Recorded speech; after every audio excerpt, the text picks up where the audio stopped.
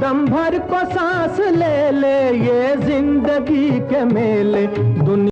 उस दिन मोहम्मद रफ़ी को एक फिल्म के गाने की रिकॉर्डिंग करनी थी। जब मोहम्मद रफ़ी के गाने की रिकॉर्डिंग शुरू हुई तो संगीतकार नौशाद वहीं कहीं बैठे मोहम्मद रफ़ी की रिकॉर्डिंग देख रहे थे। कहा जाता है कि संगीतकार नौशाद ने वहां जो कुछ भी देखा उससे वो अंदर तक हिल गए।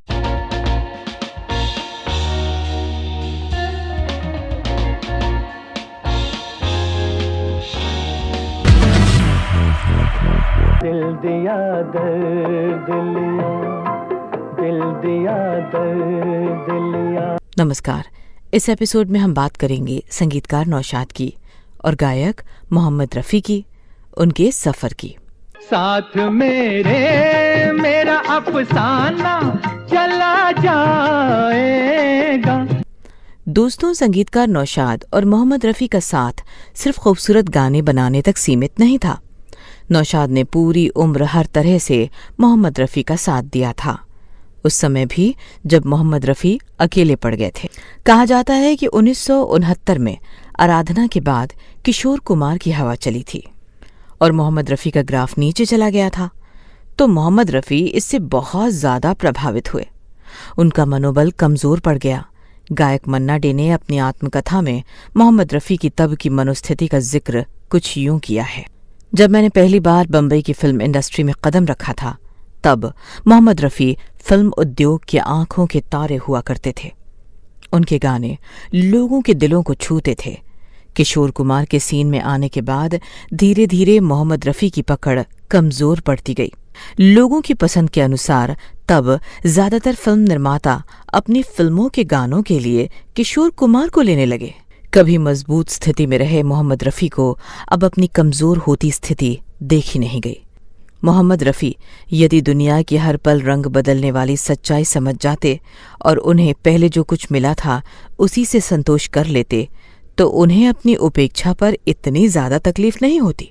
कहा जाता है कि मोहम्मद रफ़ी तब इतने हिल गए थे कि वो स्टूडियो में गाने की रिकॉर्डिंग के समय संगीत निर्देशक के सामने अपनी स्थिति मजबूत नहीं रख पाते थे। कहा जाता है कि तब संगीतकार नौशाद ने भी दूसरों से ये बातें सुनी, लेकिन नौशाद को इन सुनी सुनाई बातों पर भरोसा नहीं हुआ। उन्होंने तय किया कि वो खुद स्टूडियो जाकर सच्चाई का पता लगाएंगे। तो हुआ ये कि संगीतकार नौशाद अपने शिष्य मोहम्मद रफ़ी को बिना बताए एक दिन चुपचाप महबूब स्टूडियो पहुंच गए। उस दिन मोहम्मद रफ़ी को एक फिल्म के गाने की रिकॉर्डिंग करनी थी। जब मोहम्मद रफ़ी के गाने की रिकॉर्डिंग शुरू हुई तो संगीतकार नौशाद वहीं कहीं बैठे मोहम्मद रफ़ी की रिकॉर्डिंग देख रहे थे। कहा जाता है कि संगीतकार नौशाद ने वहां जो कुछ भी देखा उससे वो अंदर तक हिल गए। दरअसल रिकॉर्डिंग के दौरान उस फिल्म के संगीत निर्देशक मोहम्मद रफ़ी से कह रहे थे कि ऐसे नहीं, ऐसे गाना है। वो मोहम्मद रफ़ी से कह रहे थे कि अगर किशोर कुमार की बराबरी करनी है तो आपको ऐसे गाना पड़ेगा जैसा मैं कह रहा हूं। कहा जाता है इसके बाद संगीतकार नौशाद को इससे आगे देखा नहीं गया। उन्होंने अपने लाडले मोहम्मद रफ़ी के नाम तुरंत फ़ोन करने का एक संदेश छोड़ा और उसी समय स्टूडियो से चले गए। जब बाद में मोहम्मद रफ़ी संगीतकार नौशाद से मिले तो नौशाद ने मोहम्मद रफ़ी को पहले समझाया, फिर उनका मनोबल बढ़ाया, उनकी हौसला अफजाई की। उन्होंने मोहम्मद रफ़ी को याद दिलाया कि उन्होंने सैकड़ों हज़ारों गाने गाए हैं। उन्होंने मोहम्मद रफ़ी से पूछा, किशोर कुमार कौन है? शास्त्रीय गायन पर जितनी पकड़ आपकी है, क्या उसका अंश मात्र भी किशोर कुमार में है? क्या रिकॉर्डिंग स्टूडियो में बैठे वो तुच्छ लोग शक्तिशाली मोहम्मद रफ़ी को बताएंगे कि मोहम्मद रफ़ी को कैसे गाना है, किशोर कुमार की कैसे बराबरी करनी है? दोस्तों, किताबें बताती हैं कि नौशाद ने आगे कहा था, आप मोहम्मद रफ़ी हैं, वो मोहम्मद रफ़ी जो दूसरे सभी गायकों को पीछे छोड़ भारत का नंबर 1 गायक बना है। जब इतने सारे गायक मिलकर आपको चुनौती नहीं दे सके तो आप किशोर कुमार के नाम से इतने दबाव में क्यों आ गए हैं? मोहम्मद रफ़ी साहब, आप इस सोच से बाहर आइए और खुद को पहचानिए, रफ़ी को पहचानिए। कहा जाता है कि संगीतकार नौशाद की इस हौसला अफजाई ने मोहम्मद रफ़ी पर गहरा असर डाला। उन्होंने किशोर कुमार की गायकी से उपजी तमाम शंकाओं से पीछा छुड़ाया और एक बार फिर उसी रास्ते पर चल पड़े जो उन्हें इतना आगे लेकर आया था। दोस्तों, जानकारों का मानना है कि तब मोहम्मद रफ़ी की समस्या वाकई बड़ी थी।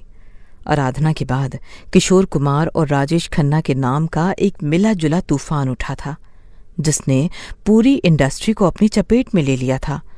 यहाँ तक कि मोहम्मद रफ़ी को अपनी आवाज मान चुके दिलीप कुमार ने भी अब किशोर कुमार का दामन थाम लिया था। ये गाना है 1974 में आई फिल्म सगीना का, जिसे गाया था किशोर कुमार ने। इस गाने में संगीत दिया है एस.डी. बर्मन ने। ये बूट मेरा देखो जैसे गोरा कोई लंदन का। इस एपिसोड में आज इतना ही। अगले एपिसोड में किसी नई कहानी के साथ हम फिर हाजिर होंगे। तब तक के लिए हमें दीजिए इजाजत। नमस्कार।